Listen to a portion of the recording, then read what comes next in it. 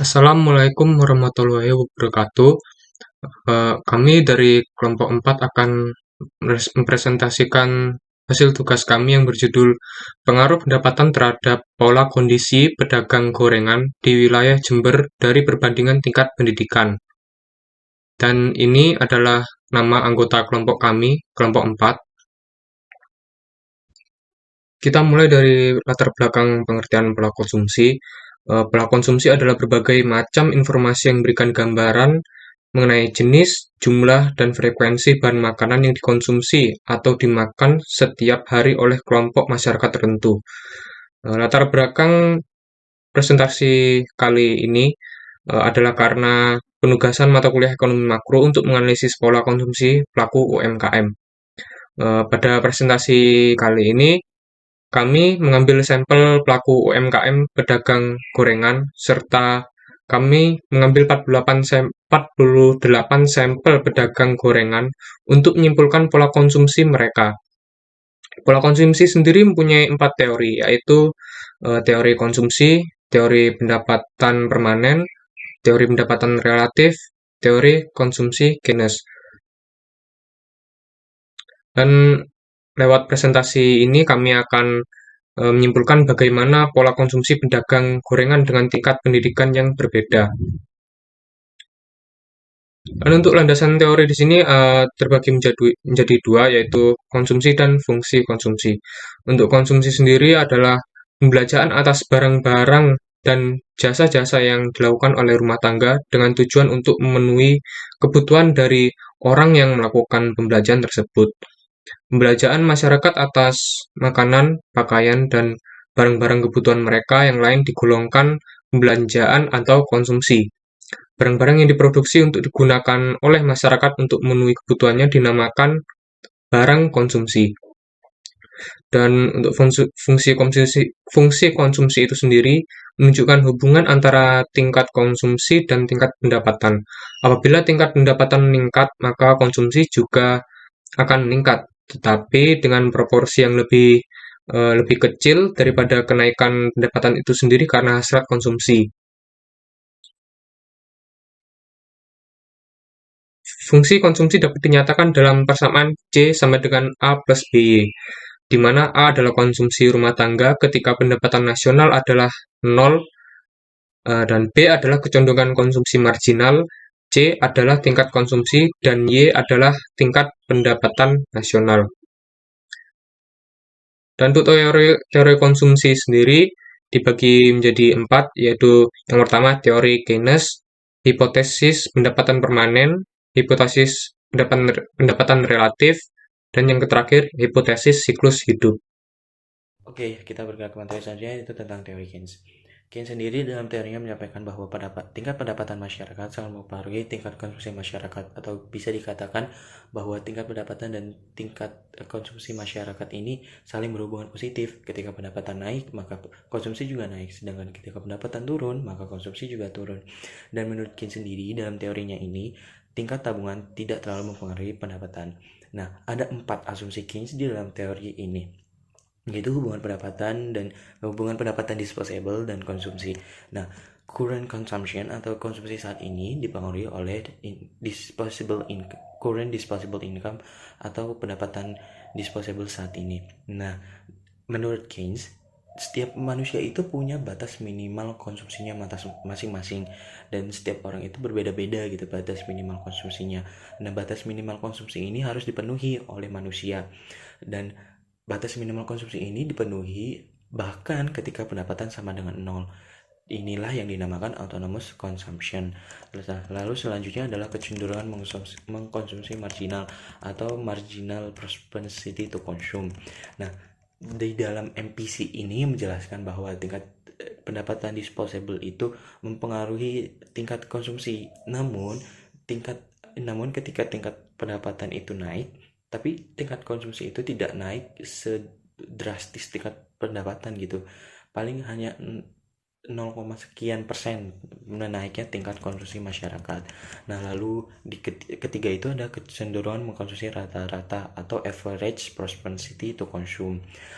Average propensity to consume ini apa sih? Average propensity to consume ini adalah rasio antara total konsumsi dengan total disposable income.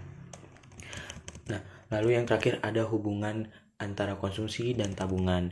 Pendapatan disposable yang didapat oleh masyarakat itu pasti akan digunakan untuk konsumsi dan sisanya akan ditabung. Dapat dikatakan itu YD sama dengan C plus S atau disposable yield disposable atau pendapatan disposable sama dengan consumption plus saving. Jadi ketika pendapatan disposable itu naik, maka tingkat tabungannya juga naik. Namun balik lagi, menurut Keynes ini nanti tabungannya ini tidak akan terlalu mempengaruhi tingkat konsumsi masyarakat. Begitu. Selanjutnya saya akan menjelaskan tentang contoh dari teori Keynes. Contohnya dari Pak Bambang. Pak Bambang ini adalah seorang penjual yang sudah cukup lama berjualan gorengan. Terhitung dari hasil wawancara kelompok kami, beliau berjualan gorengan mulai tahun 2018. Pendapatannya beliau dapat dari hasil penjualan gorengan ini lebih besar setelah pandemi COVID daripada sebelum COVID. Pola konsumsi dari Pak Bambang ini mengikuti dari hasil pendapatan yang diperoleh. Apabila pendapatannya naik, maka pola konsumsinya juga ikutan naik.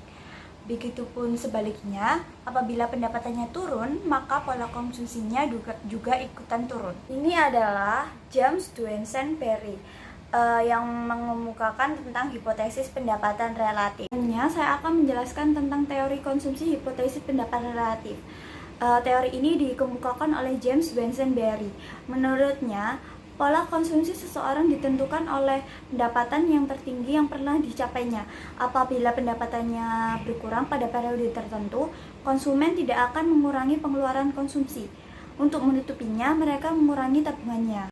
Dan selanjutnya di sini akan saya jelaskan tentang contoh dari hipotesis pendapatan relatif. Nah, di kelompok kami ini contohnya adalah Bapak Senewan, penjual molen goreng. Nah, Bapak ini tuh berjualan dari tahun 2000.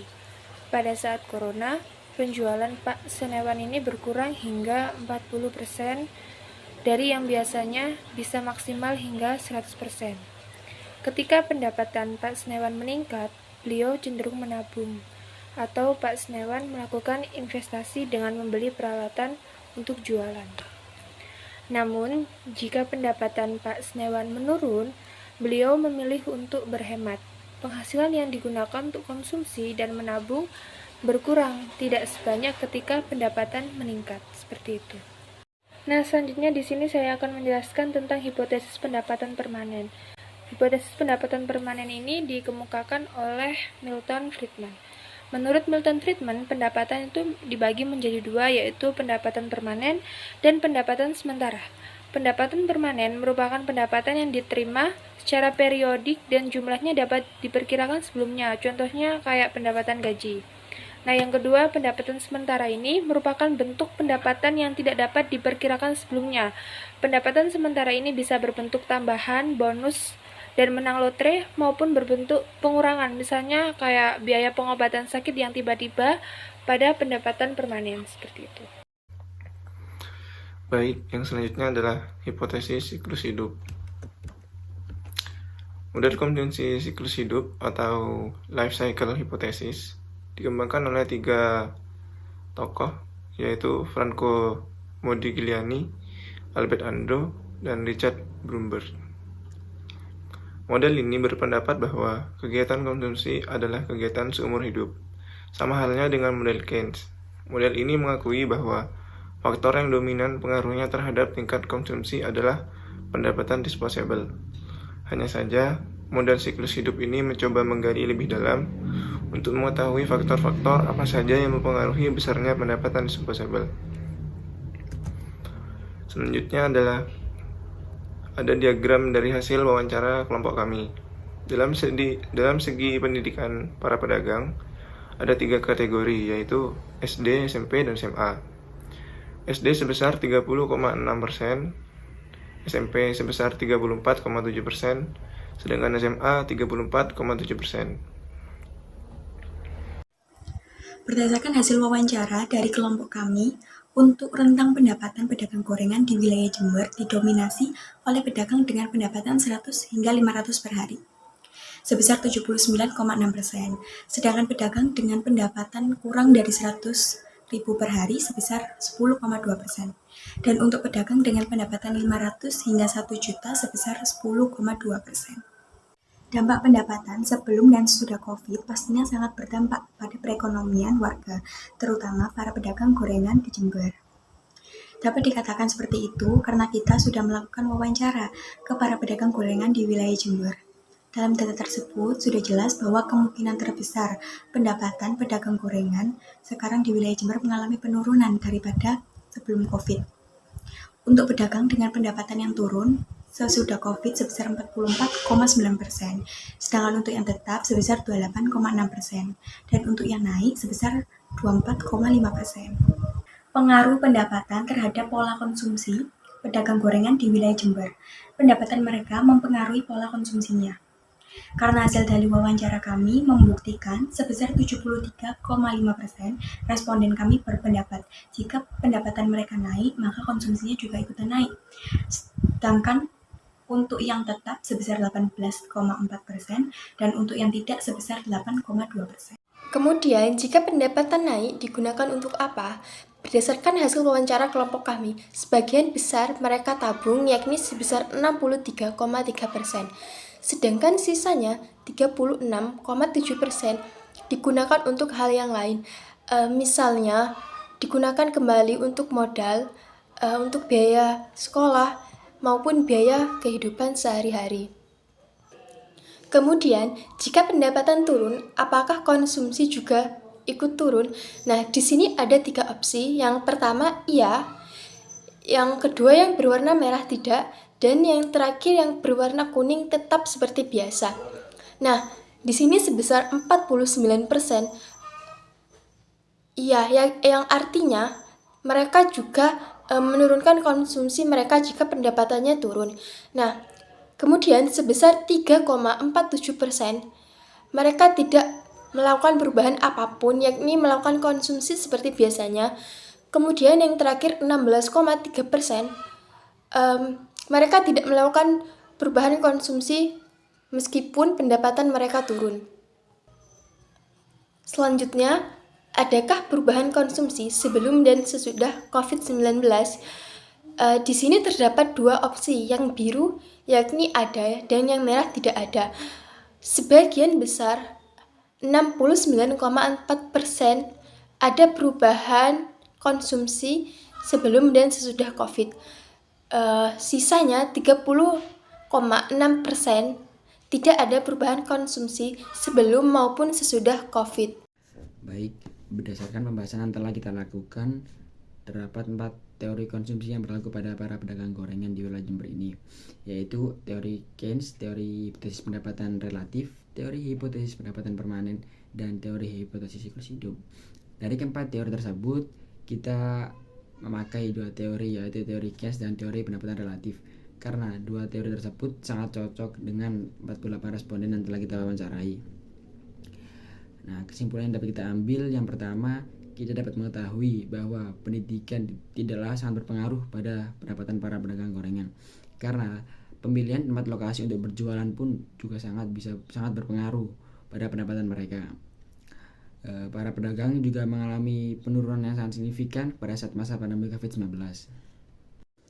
Nah, yang kedua, lewat penelitian ini kami dapat mengetahui pendapatan para pedagang gorengan pada saat sebelum dan sesudah masa pandemi COVID-19. Pendapatan mereka sangat beragam. Ada yang mengalami kenaikan, tetap bahkan ada yang mengalami penurunan. Dan yang ketiga, lewat penelitian ini kami dapat menyimpulkan pengaruh pendapatan terhadap pola konsumsi para pedagang gorengan di wilayah Jember. Pola konsumsi mereka berubah seiring dengan pendapatannya. Apabila pendapatannya naik, maka pola konsumsinya pun ikut naik, dan apabila pendapatannya turun, pola konsumsinya pun ikut turun juga. Oke, sekian presentasi dari kelompok kami. Apabila ada salah kata, kami mohon maaf yang sebesar-besarnya. Terima kasih. Wassalamualaikum warahmatullahi wabarakatuh.